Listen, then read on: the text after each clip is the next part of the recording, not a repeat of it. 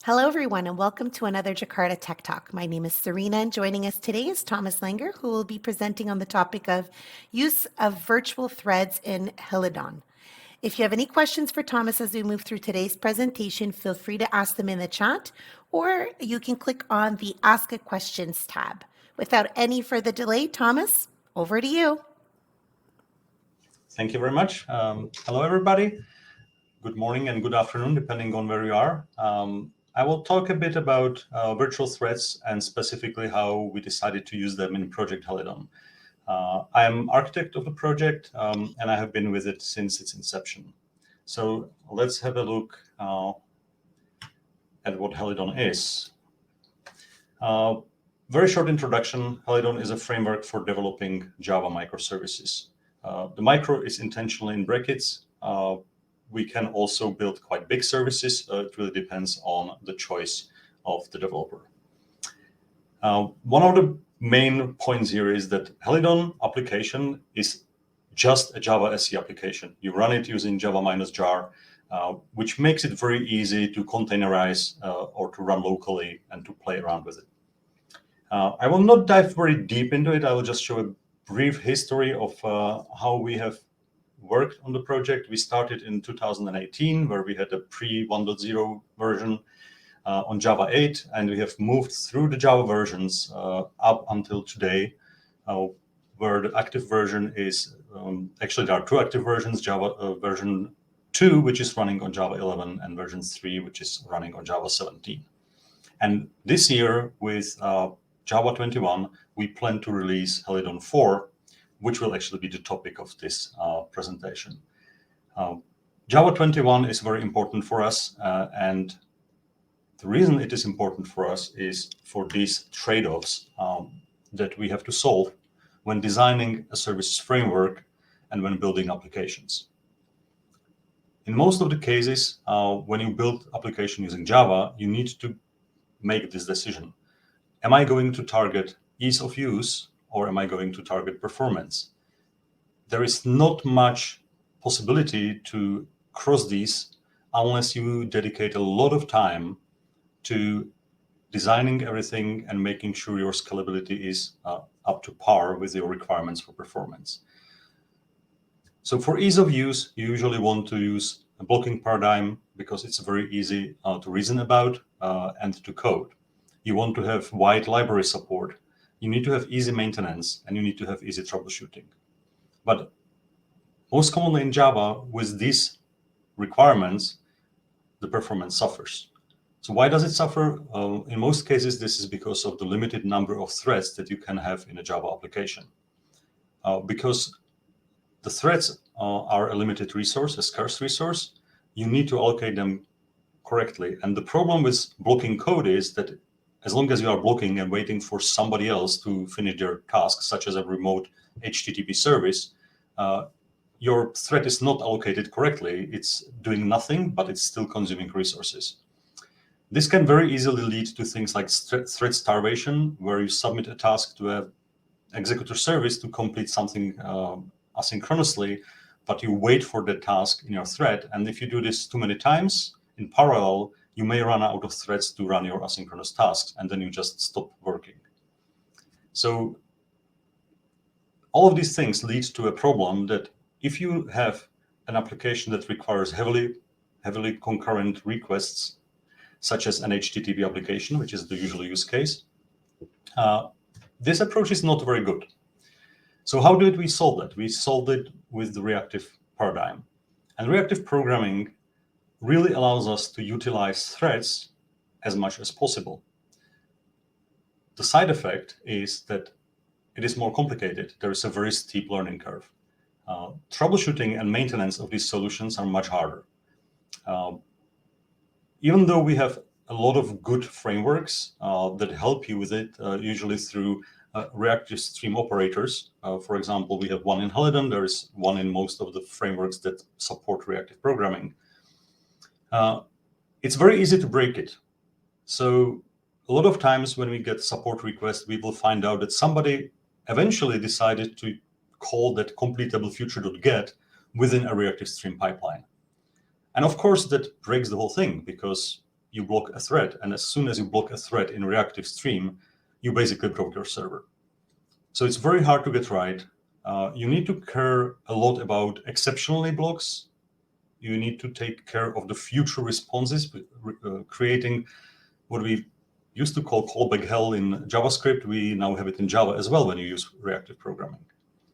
It's very hard to do more than one task in parallel. So imagine you get a request, and then you need to split this request into 4 parallel tasks that execute, and then you need to join them back together and return something. In reactive programming, you need to be really an expert to be able to do something like that correctly. There are other pitfalls. For example, if you look at reactive streams, you will look at the flow interface in Java, where you have the publisher subscriber, and a lot of people tend to write their own subscribers. If you do that, you are kind of guaranteed to fail because that's a very tough interface to implement. So even though there are a lot of negatives to using reactive programming, we still support it because that's the only way how to write really performant applications in Java. And you can see that at the bottom, I have put the icons of our 2 flavors, what we call Helidon, and that's Helidon MP. MP stands for microprofile, and Helidon SE. And Helidon SE is right now until version 3, fully reactive implementation. Helidon MP is on the other side, built on top of CDI, Jaxares, and it's foremost a blocking implementation. There are also some asynchronous things that you can do, but by default, you just build your application as a blocking application. And of course, you hit all the advantages and disadvantages of these 2 things. And we want to solve that. And luckily for us, Java came up with something called Project Loom. And Project Loom is a project to explore and incubate VM features and APIs for implementation of virtual threads. There are 3 JEBs for that. Virtual threads, which is a Java 21 GA feature right now. It's JEB 444.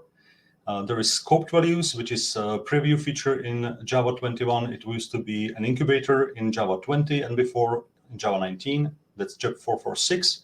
And there is structured concurrency. I still haven't seen the JEB for Java 21, but it was second incubator in Java 20. Obviously, for us, the most important one is the first one, because with Java 21, that should be a normal feature of the Java programming language, so we will not need to run with enable preview. I will talk a bit about each of them. So we will start with virtual threads, obviously. So what is a virtual thread?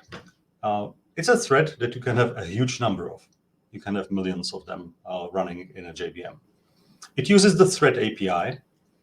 It uses the fork join pool to schedule its work. All virtual threads are daemon threads. They always have a group called virtual threads, and they have no permission with a security manager. The existing threads that we know from Java language are now called platform threads. So what is the, how does it work? So virtual threads actually do use platform threads, and they do use them by mounting on the platform thread, which is called a carrier, to run some task. And when there is a blocking operation, they will unmount from it and do nothing. And the platform thread can continue running a different virtual thread for the duration of that wait. So there is an example here where we have some example where we call, let's call it an HTTP request that returns a completable feature. Now, up to this point, we are running on a carrier thread because virtual thread on its own cannot run. It needs to run on a carrier thread. When we hit this point where we call response future.get, the call is invoked, but the current thread stops being carried by the platform thread and is put aside, unmounted from it. When the completable future completes, and somebody on the other side of the equation calls completable future.complete or complete exceptionally, our thread will be revived. It will be mounted to a carrier thread again, and it will continue processing. And all of this is happening in the background. You don't need to know it. It just happens by the virtual machine. There are a few new APIs that allow us to work with virtual threads. Very important one is executors.new virtual thread per task executor, which will give you an executor service where every single thing that you submit to it will run on a new virtual thread. You can also check if a thread is virtual using the API. So all of this together allows us to build an application that is fully written as a blocking application, but at the same time doesn't need to care about the blocking points. So we no longer need to do reactive programming to be able to fully utilize our threads and to have high concurrency. We can actually use blocking code because as long as you are blocking, so for example, you invoke that SQL statement that takes 10 seconds to execute. So for those 10 seconds, you are not utilizing any platform thread at all. So other requests have access to them. Obviously, you can still overload such a system. You can always break stuff, but at least you no longer need to take care of the biggest problem of maintaining the number of threads according to the requirements of your application. The JVM will do that for you and make it easier. With every feature, there are some limitations. So let's look at the known limitations we have right now.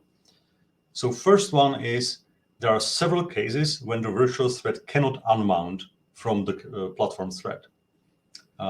First are operating system level limitations. For example, file system operations are all blocking on the native level. And because of that, there is no way how to handle it. The Java team is working on some changes in this area because there are new APIs also written in Linux itself, which will allow us to also have asynchronous non-blocking file system operations, but it's not there yet. So when you use a file system, like you read a file, your platform thread will not be unmounted. Another limitations are coming from the JDK itself. For example, if you use object.wait, also your carrier thread will not be unmounted. These two operations are actually understood by the JVM, and Java will compensate it by temporarily increasing the number of threads in the forejoin pool. So even though your thread is blocked, there will be a new one created because Java knows that this operation is not really needed for, or the thread is not that much needed for other operations, and it will resolve this problem as soon as you complete that operation. There is a second set of limitations, which are a bit worse, because these operations actually do hinder application scalability, because the carrier thread is pinned and the JVM will not create a new thread for you. And there are two cases, again. First one is a synchronized block. Now, synchronization is fine in Java as long as you do not do blocking operations within the synchronized block. So if you synchronize on a map, for example, either using the old hash table or using a synchronized map, you are probably not that much in trouble if you just create a new linked list as part of that operation. On the other hand, if you try to call a remote system within that synchronized block using HTTP, then you will probably break your application. So synchronized blocks do have some impact on virtual threads. Second part are native methods and foreign functions. So if you use native code from Java, Java cannot decide how to handle that. So unless that operation is fully implemented for virtual threads, the thread will become pinned. So for synchronize, there is a good solution. We can use the Java util locking mechanism, which is fully supporting virtual threads. For native methods, obviously, there is more work to be done. So if you are heavily depending on native methods, then maybe that is something that you need to wait until the library that you use resolves this problem. So that was the quick introduction into virtual threads. The second topic for Project Loom is structured concurrency. That will be very interesting when it comes out, because structured concurrency allows creation of structure within concurrent tasks. So if you want to, for example, create a task that spawns 5 subtasks, and you only care about all of them completing. And if one of them fails, you want the other ones to be canceled. Right now in Java, this is really hard to do. With structured concurrency, there is now a way to define policies, how you want to handle it. So if you start these subtasks, you can say, if one fails, I want all of them to fail. Or you want to say, I am just interested in the first one, I don't care about the other ones. And once you set it up, you will run your tasks. You can implement things like fork join, and eventually when the tasks are finished, you will get your result and you can continue. This is designed to match virtual threads. So when you run with structured concurrency, everything will work as you expect. Your thread will be blocked. It will be unmounted from the carrier thread. The asynchronous task will be executed, and the results will be correctly collected and returned back to you. What is really interesting about the support is that it's also supported in thread dumps. So once we use structured concurrency, when you do a thread dump, you will also see the structure of the tasks that were executed. Unfortunately, it's still a preview feature, so we cannot utilize it in the product in the GA version. But for the future, this will be very useful things. For example, in Helidon or other servers, you will be able to see all tasks that were spawned by a single socket, for example. So you will be able to really see it from the thread dump that, my admin socket has 25 tasks where it shouldn't have any. The class that you want to look at is structured task scope. So if you want to play around with it, Javadoc will probably guide you, and there are resources on the net. Very interesting feature of Project Loom. The next and the last feature that is right now available in Java is scope values. Again, it's still a preview feature, unfortunately, because scope features are kind of a replacement for thread locals. Scope values allow you to share immutable data across threads. Why is it important? Because thread locals allow you to set and unset the value as you want. So if you have access to a thread local, you can just change the value.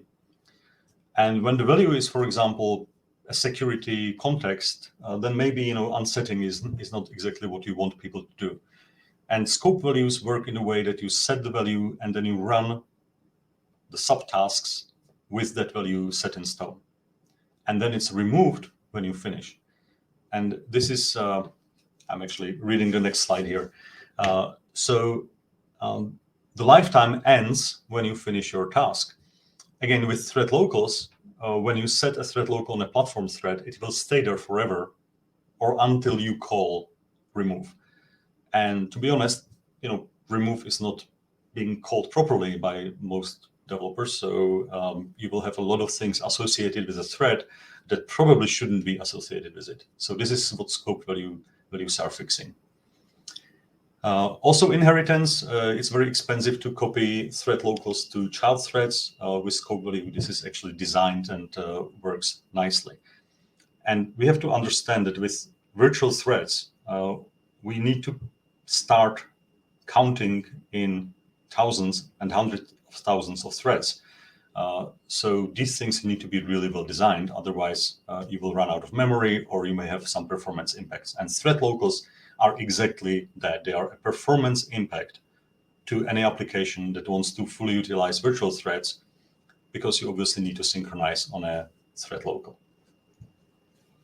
So based on all these features that we have seen are coming to Java, we have decided with the first preview version in Java 19 to look what we could do in Helidon about it. And what we came up with is what we call Helidon Nema. And that's the first framework that is based on virtual threads. And when I say based on virtual threads, it's actually built from the ground up and designed for virtual threads. Another typo. What we wanted to do is to achieve performance of reactive programming with the simplicity of blocking code. And as I always say on these talks, our benchmark is what Netty is capable of. We are using Netty in Helidon 1, 2, and 3, and we know it's a performant web server, and we wanted to see if we can achieve similar performance using virtual threads and properly blocking code.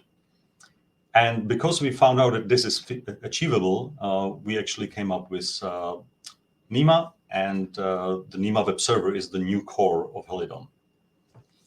So how do we utilize virtual threads? When you use HTTP 1.1, it's quite simple. There is just a single virtual thread per connection. And this virtual thread is responsible for reading data from the connection, invoking your route, and then writing response data. We have some ways how to tweak it. For example, you can have an asynchronous write for HTTP 1.1 connections, where you will actually have two virtual threads, one reading the data, one writing them for optimizations. It works on some systems, it doesn't on others. On the other hand, HTTP 2 is actually very interesting because that really utilizes the power of virtual threads. You have one virtual thread per connection, which is handling the maintenance of the connection, because in HTTP2, there is one connection and you have packets that are running around, and each of them returns to one stream, and the stream is basically your request response HTTP interaction. So each of these streams also runs a single virtual thread. What that means is that whenever you have a route in HTTP on Helidon, it will be executed within a virtual thread. And that in turn means that you will be able to block as desired.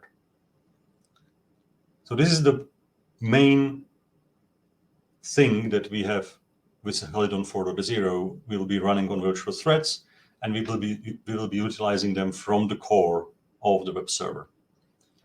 I will talk a bit about the things that we have learned during that. I will just show a quick peek into our performance measurements.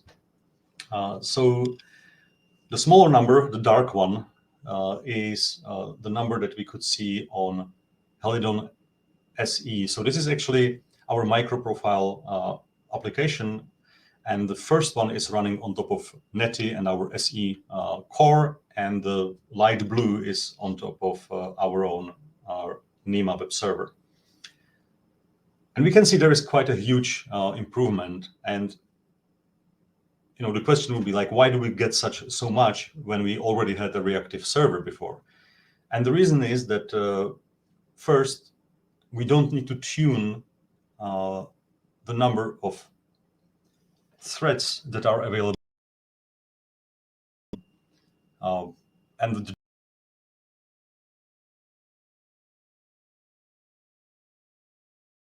the blocking code and Nema, everything is much more simple.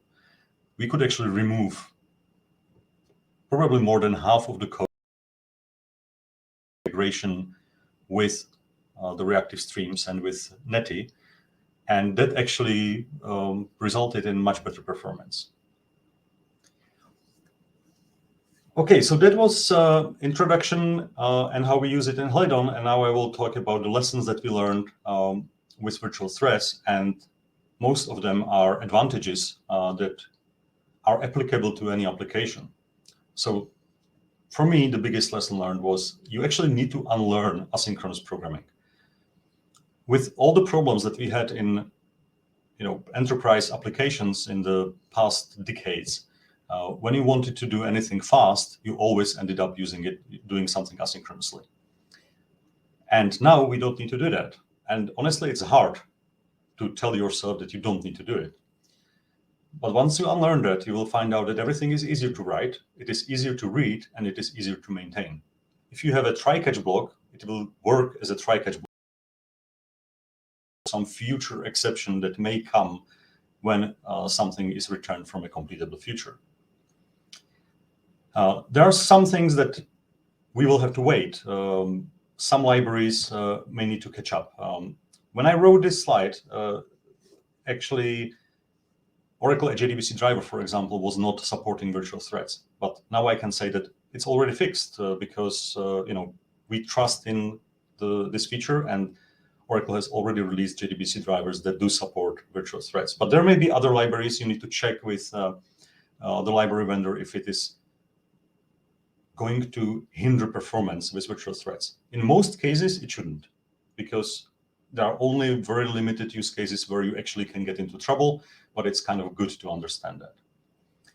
Obviously, you need to look at synchronized code in your application to make sure that you don't do something that would break the performance. I talked about it before, especially when you have any kind of blocking code that is executed within a synchronized block that needs to be refactored to locks. You should think about thread locals. Use them not that much. Try to remove them as much as possible. There are obviously cases where there is no way around it, but we have found out that it's not that big problem to use a couple. It's a problem if you use too many. And for me, virtual threads are the best improvement in Java ever. And I'm working with Java since version 1.1. And honestly, this is like the best thing that ever happened to it. So let's go to lessons learned 2. Simplicity brings performance. So first, we switched from non-blocking channels to blocking sockets. And this was something that was unintuitive for me at the time, that actually removing non-blocking and using just simple socket and SSL socket improved performance.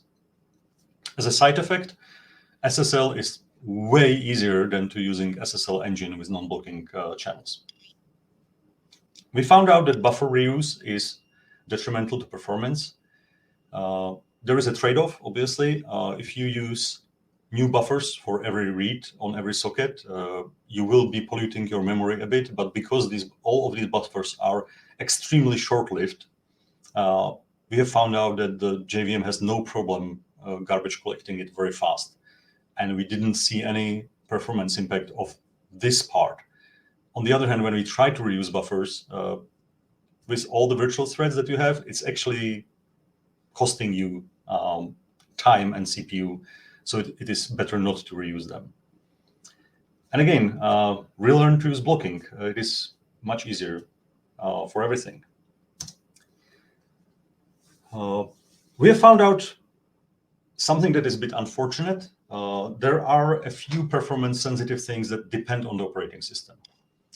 And one of those I already talked about, it's asynchronous writes. TCP no delay, or the Nagel algorithm, sometimes it's faster, sometimes it's not.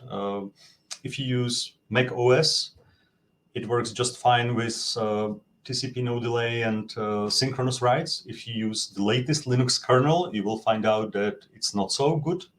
If you use an older Linux kernel, it works the same as on Mac OS. So there is like a bunch of things that are happening. So if you want to achieve top performance and you have requirements of, let's say, hundreds of thousands to millions requests per second on your system, you will need to do proper due diligence on your environment. And you should not upgrade your Linux kernel blindly. You should first make sure that there is no performance impact. And this is not really a performance impact on Helidon side, it is on the socket level of JVM. I think that this will improve over time.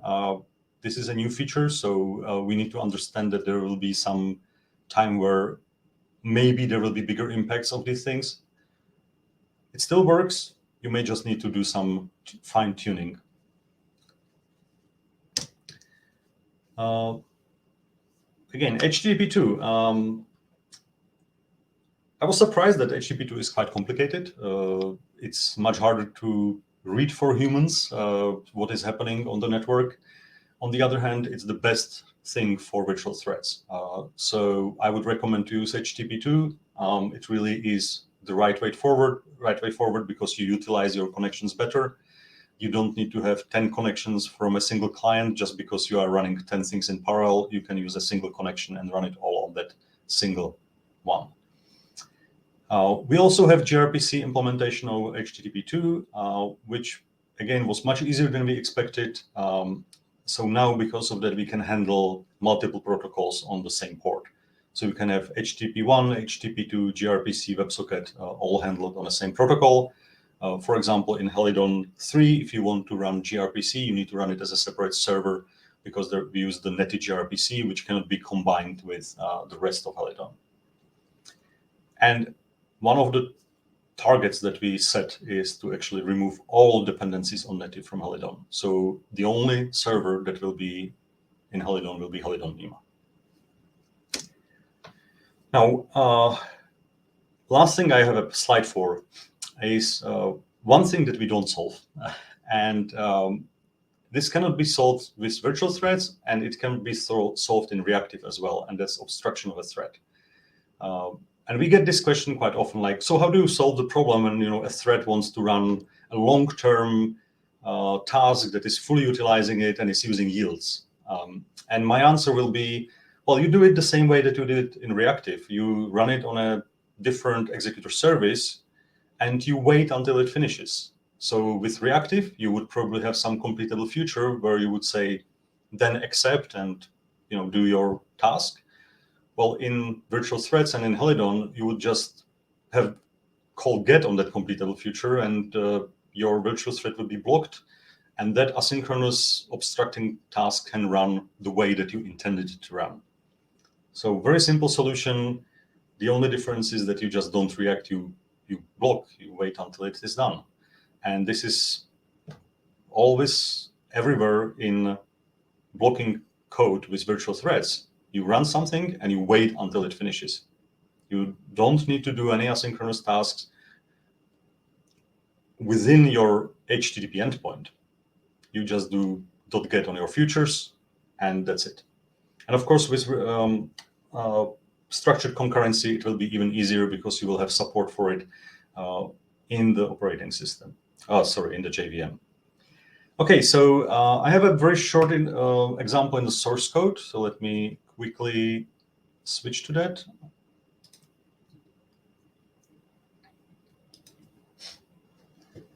On the left, I have code that is written for Helidon Nema, and on the right, I have code that is written for Helidon reactive.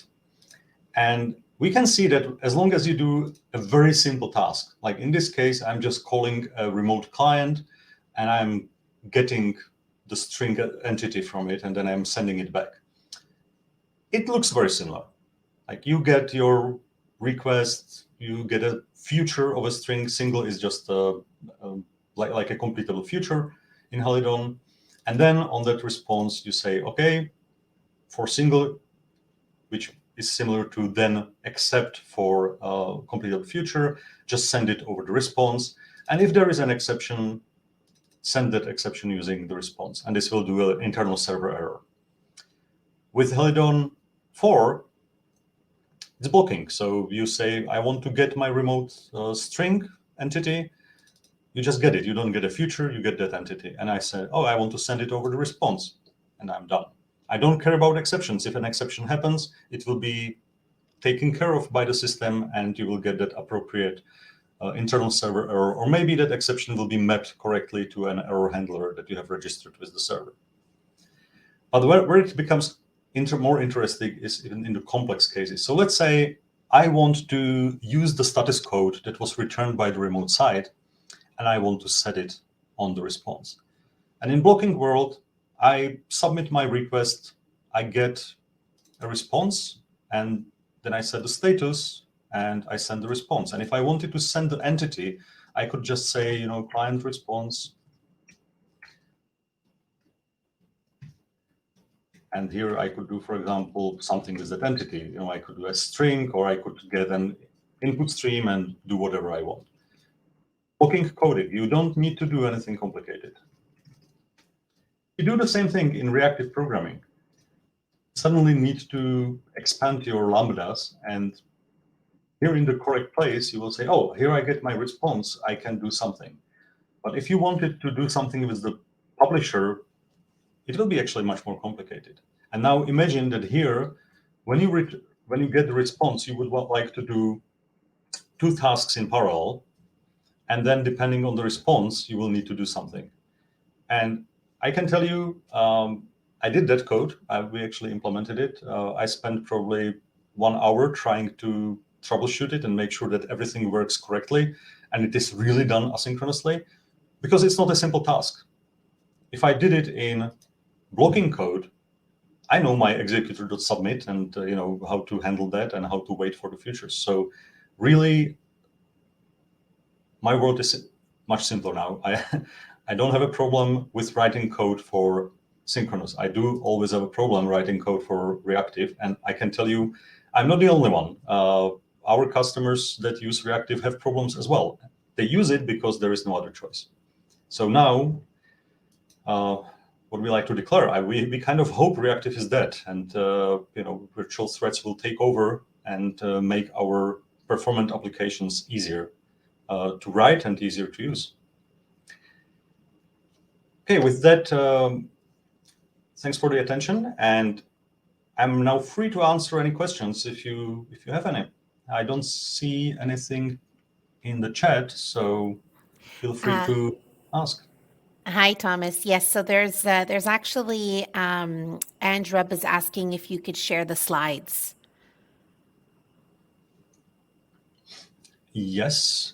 How can I share them? So we'll ask for the.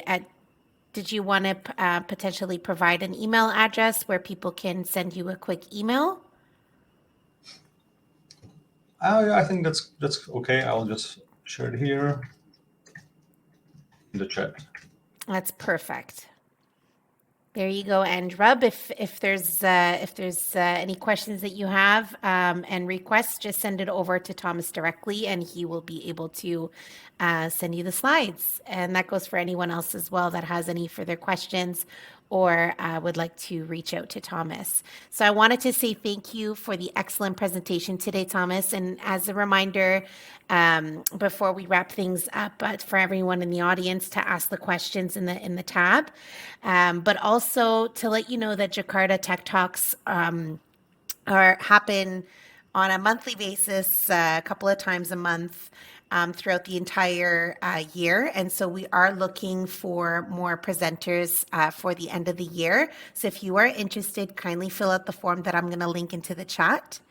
And of course, if you have any feedback on the Tech Talk programs, we would love to hear from you. So once we end the broadcast, just click on the green button that pops up and let us know how we can improve it. So I think that is it. It says we got another question here, Thomas, from George. Did you hit out of memory errors? You answered that.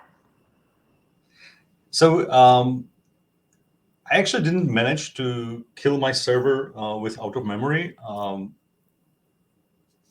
I think that on my machine, I was running the limits of the client itself. And I didn't try to restrict memory. So I'm running with 32 gigs of memory on the testing machine. I was able to reach 1 million requests per second. I know that one of my colleagues was running a bigger test where he managed to hit around 3.5 million requests per second with HTTP2. And the problem that he hit was that the client started disconnecting, but he didn't get an out of memory error. And I think that one of the reasons is that the out of memory,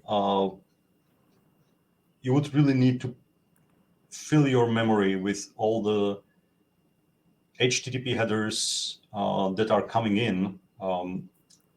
And because the lifetime of a single request is quite short, the garbage collector has enough time to clean it up. So I'm sure you could run out of memory. If you build an application that will read everything from the request and then sleep for 10 seconds and then return it, and then you hit it with 1 million requests, you will probably run out of memory. But that is it's not a new thing. The same thing happens in reactive. The same thing happens if you have a blocking application. If you have too many in-progress requests, you will run out of memory. But you always have an option to control how many requests you have in memory. I think that there are a lot of problems that didn't disappear. You will still need to take care of performance. We will hit different bottlenecks than we used to hit. So, for example, in the old applications, usually your database was one of the biggest bottlenecks, and your threads were the second biggest bottleneck. With virtual threads, database will stay. There is no difference unless the database is come up with a solution to better utilization of HTTP or sockets to handle multiple requests, they will probably be the bottleneck still. And memory, of course, will become the next bottleneck when you have a lot of requests, because you will be able to load your services with higher load. I hope that answers that question. Perfect. It does. Yeah, that's great. Anything else from anyone else? Give it a couple seconds.